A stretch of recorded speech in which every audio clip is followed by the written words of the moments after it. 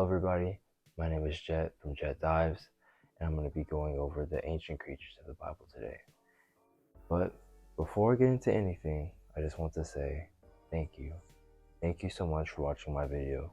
It means the world to me, and hopefully you like them, and I release more to come. So to get started off, some prerequisites, some things to go over is that there's the Old Testament and the New Testament in the Bible.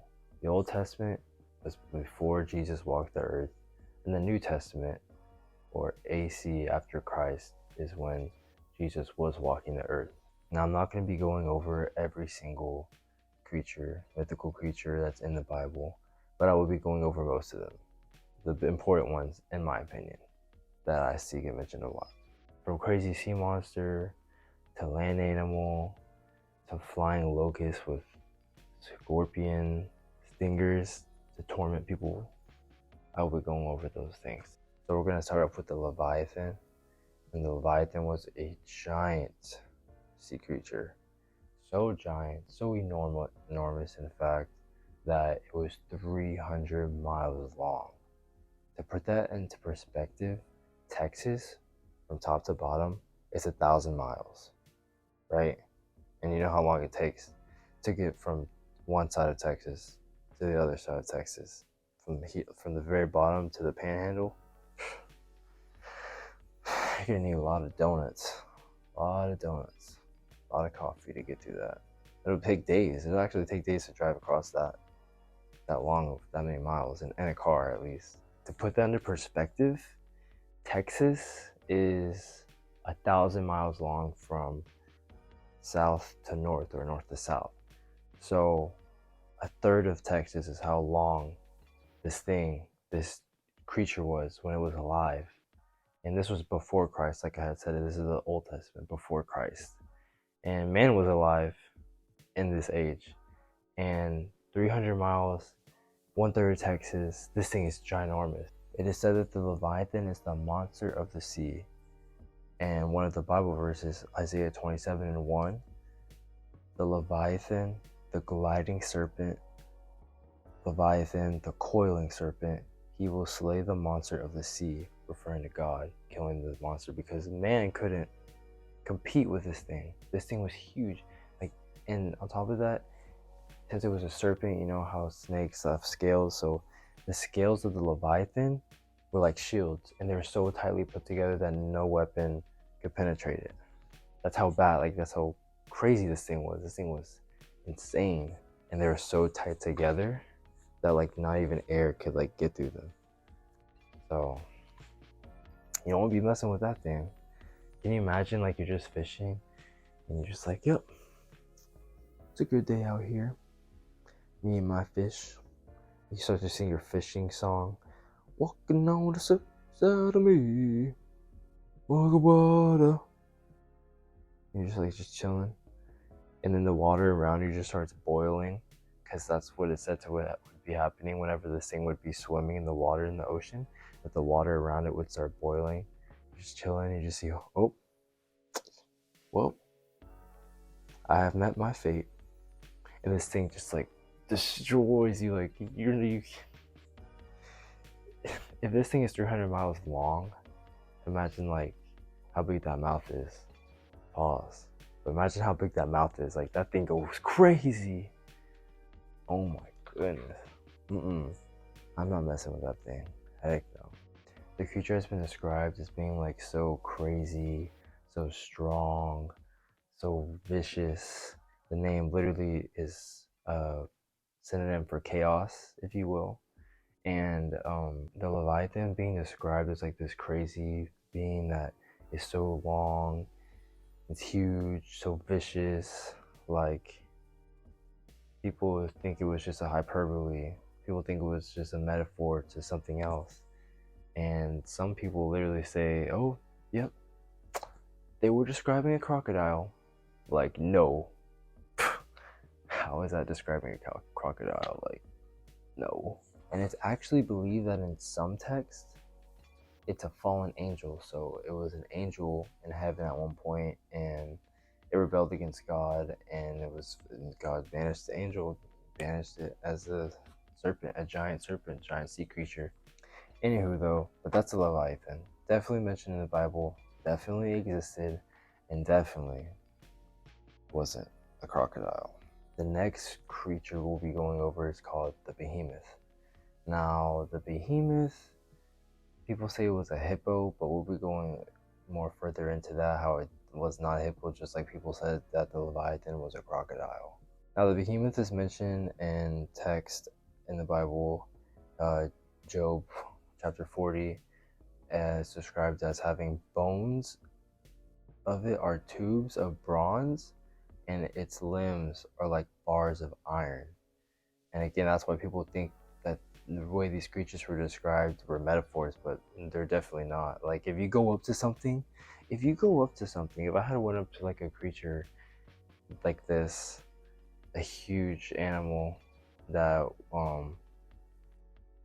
I guess you could say had traits of a hippo, because it did have traits of a hippo, and I went to go hit it with a baseball bat. I go, okay, like a pinata, and I hit it, and my bat literally breaks. Like, that's insane. Like, bones of bronze, like, it's just crazy to try to wrap your head around that. Like, bronze is like literally, it's just crazy, and it can withstand a lot of heat too. The behemoth um, just ate plants and grass, and it lived near the river. So, going down by the river. How does that song go? Hold on, let me think about it. Like, rih, rih, rih. I was going down the river. I was shaking that thing. I don't know how the song goes. I'm sure you know.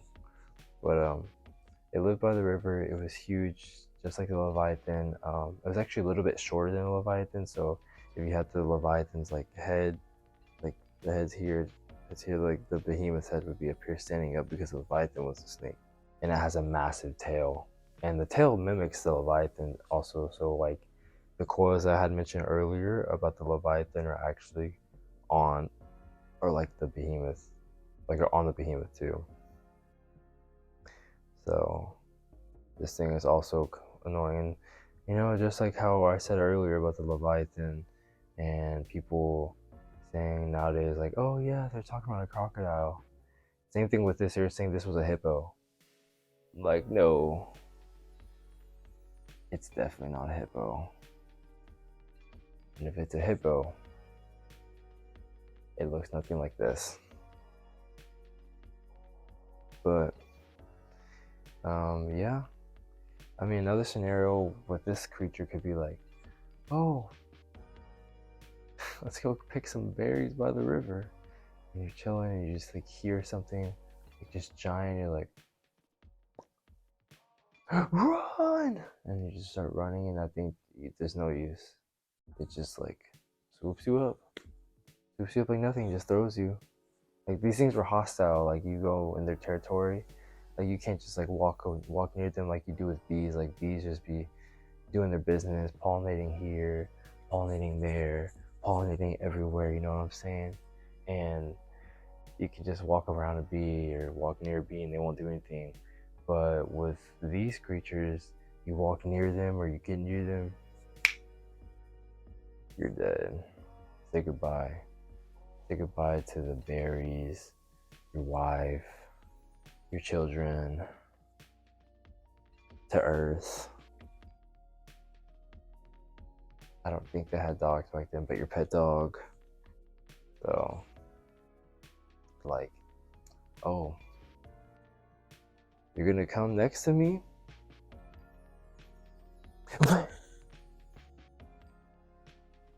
Man. Whoop-pow! These things were pretty hostile. They'll kill you. Now the last creature, so you will say, that we'll be talking about is Abaddon's locust. Now this is mentioned in the New Testament, so we haven't seen these creatures yet, but supposedly that they're going to come sooner or later when the trumpets blow, which is a reference towards like in the end times, it would be like trumpets blowing, signifying basically the end of the world. So to give a little context about this, Abaddon, I think that's how you're supposed to say the name. So this angel was in heaven at one point, cast down from heaven into hell, into earth, and is a demon. Now Abaddon was an angel cast down from heaven. So who knows what? I personally don't know at the moment.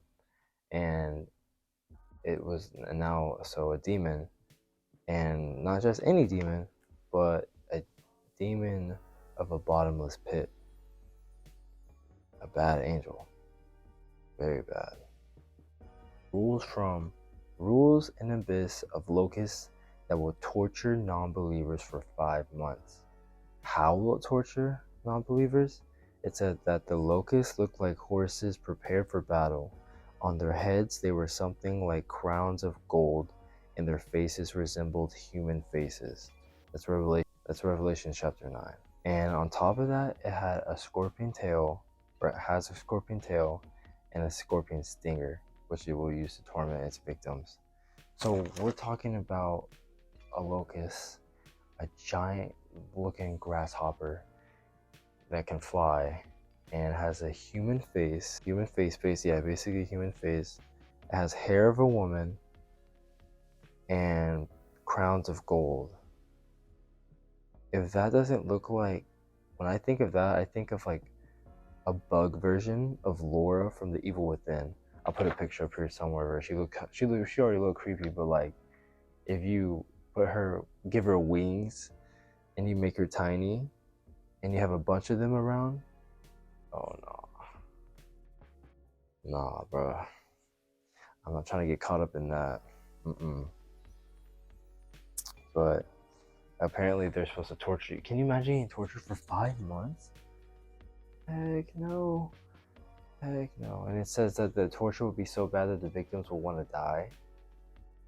And they won't die. They'll just keep getting tortured. It's also mentioned in the Bible about unicorns, but when you translate the text that it said, like the actual Hebrew text, it was more of like a rhino. Anyways, yeah, those are just 3 creatures. I'll be going over the Nephilim, which is like giants that actually lived in the Bible on a further date or further video. And if you guys have any questions or comments, comment down below, you know what I'm saying? But yeah, I feel like if you stuck to the very end of this video, trust me, the next one will be a lot better. This is my first video ever on YouTube. Give me some slack, yo. Like, yo, give me some slack. But yeah, hope you enjoyed. Oh, before I go, one more time, PS. Again, thank you for watching. And I'll see you on the next one.